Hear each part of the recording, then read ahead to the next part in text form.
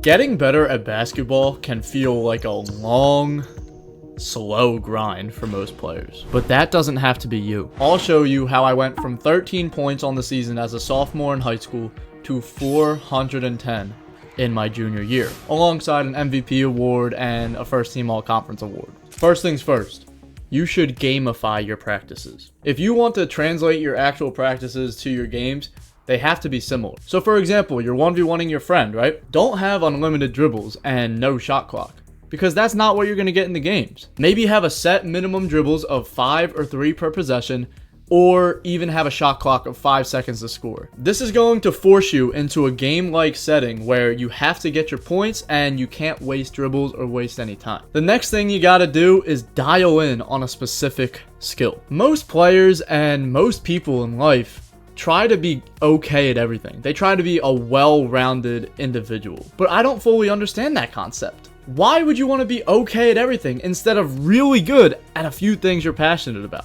It's the same thing with basketball. If you love shooting, become an amazing shooter. Yes, maybe you might not be able to spend as much time on some of the other things, but at least you're gonna stand out. That's what I did, man. I wasn't the tallest or fastest, strongest. I wasn't any of that, but I became an amazing player by shooting a lot. I became a knockdown three-point shooter, so teams had to game plan against me. So instead of trying to be Mr. Average, Mr. Well-Rounded, find your play style and then go all in. Let me relate this to the real world. Specialists get paid more than the average worker. For example, if you were in the medical field, who gets paid more? A nurse or a brain surgeon? A brain surgeon may not be able to do everything that a nurse does, but the brain surgeon does one thing better than any other doctor. This piece of advice right here is extremely important. Record your practices and record your games. I want you to study your mistakes and take notes and dive deep into what your strengths and weaknesses are. If there's a problem within your game, you must diagnose the problem. That is half the cure. Let's say you record your practices and you notice you stand too tall. Okay, you can see that, write down that note, and then keep that in your mind when going into your next practice session. Make sure to stay low.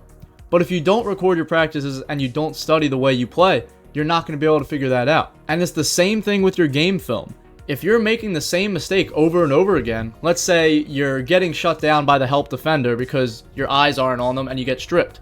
You can look at that film, see how that happens, and then fix it so it doesn't happen again. In my opinion, your growth as a basketball player means how often do you make mistakes, and then how often do you fix them so that they don't repeat. Number 4, set daily measurable goals. This whole idea that's spread like a virus within the sports community is that, quote, get 1% better every day, but it's too vague. It's dumb. I never understood why people love that quote so much because it doesn't mean anything. It's empty words. If you want to get better at basketball, set daily goals that you can actually see.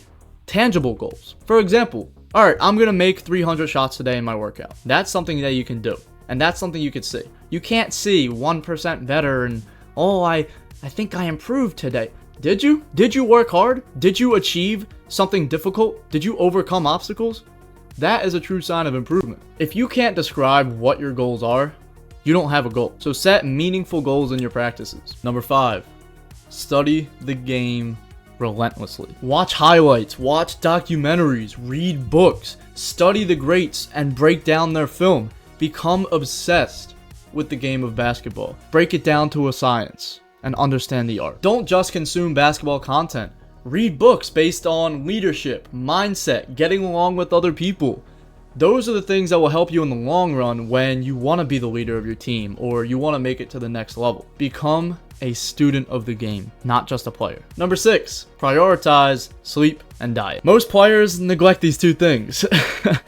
Don't be that guy. Let me give you a quick little comparison. Let's say 2 of the same people are in an experiment. We cloned somebody. We got A, we got B. That same player is going into a basketball game.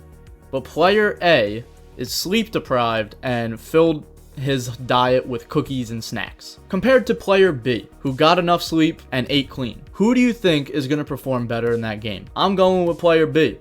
He won't have that mind fog. He's going to make better decisions. His energy levels will be higher. Prioritize your diet and your sleep, man. Number 7, practice unpredictability. If you're a shorter player and you're struggling to score over taller guys, you need to be more unpredictable. The reason why you're getting swatted into the third row is not because, oh, little old me is too short to play basketball. No, it's because you're doing the same thing every time. A great way to practice unpredictability is to do this drill right here. I want you to make 10 layups on each side of the basket, but you can't do the same finish twice. So let's say you jumped off of your right foot and made a left-handed layup. Great, now you can't do that. You gotta switch feet, you gotta switch pickups, you gotta switch hands. Every single layup is gonna be different. Number 8, this is for my Christians out there. Have faith in Jesus Christ. Trust that he's got your back and glorify him through your success. Faith gives you confidence that effort alone can't provide. This may be one of the most overlooked things within basketball. Have fun.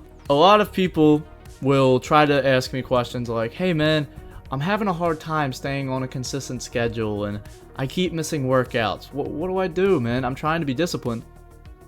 Alright. Why is the game that you love requiring that much discipline? If you aren't having fun with what you're doing, you're probably doing it wrong.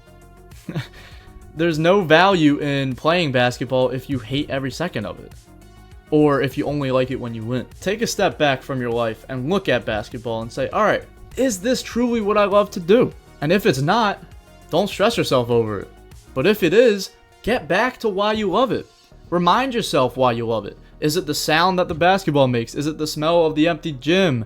Is it the crowd? Whatever it is, man, remind yourself of those things and lean all the way into it. I personally believe a man that truly loves what he does, that has a fiery passion for his sport or his line of work, I personally believe that guy will surpass everybody else that just works hard and grin and bears it. So yes, as crazy as it sounds, the secret to becoming a better basketball player is to have fun. If you're playing middle school or high school basketball and you're trying to work your way up the ranks, I got you, bro. Click that top link in the description, get in that community, and you can work with me directly and I can help you in your basketball journey. Did you know that it's actually pretty easy to get ahead of 99% of high school basketball players? Well, if you want to learn more about that, click here. But as always, keep God first. Stay blessed, bro.